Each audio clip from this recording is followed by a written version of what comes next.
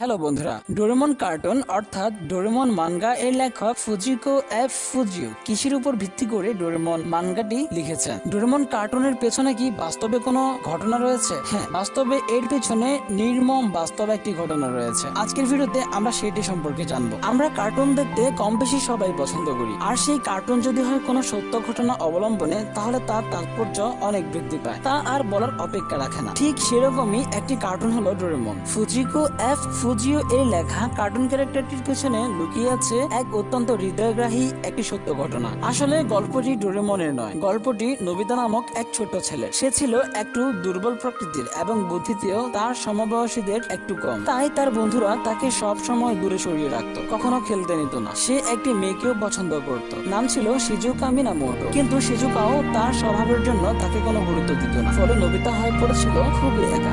আর তার এই একাকিত্ব থেকেই জন্ম নেয় তার কল্পনা, আর সেই কল্পনাই হলো ডোরেমন। তার কাছে ডোরেমন ছিল ভবিষ্যৎ থেকে আসা একটি রোবট। মূলত তার সময় 22 শতাব্দী। সে হয়ে উঠেছিল তার একমাত্র বন্ধু এবং পরম বন্ধু। ডাক্তারি ভাষায় এই রোগের নাম স্কিজোফ্রেনিয়া। নোবিতা ডোরেমনের থেকে নানা রকম নতুন নতুন গ্যাজেট পেত, আর সেই সব জিনিস তাকে নিয়ে যেত আরো কল্পনার জগতে। সে তার বন্ধুদের সাথেও কথা বলতো এই নিয়ে, কিন্তু কেউ তাকে কোনো গুরুত্ব দিত না এই কথার। কিন্তু নোবিতার বয়স যখন 16 বছর, তখন তার মা বাবা তাকে নিয়ে যায় ডক্টরের কাছে, আর সেখানে জানতে পারে যে নোবিতা স্কিজোফ্রেনিয়াতে আক্রান্ত। তার অনেক দিন চিকিৎসা চলে এবং সে সম্পূর্ণ সুস্থ হয়ে ওঠে। এরপর তার মা বাবা তাকে বাড়িতে নিয়ে আসে। গল্পটা এখানেই শেষ হতে পারত, কিন্তু না, গল্পটা এখান থেকেই শুরু। সে বাড়ি ফিরে বুঝতে পারে ডোরেমন শুধুমাত্র তার কল্পনা, কিন্তু তার পরম প্রিয় বন্ধুকে সে হারিয়ে ফেলে আরো নিঃসঙ্গ হয়ে পড়ে। এর ধারাবাহিকতায় নোবিতা একদিন তার জীবনকে শেষ করে ফেলে। ডোরেমন ফ্যান্সদের জন্য এটি নিতান্তই একটি দুঃখজনক ব্যাপার।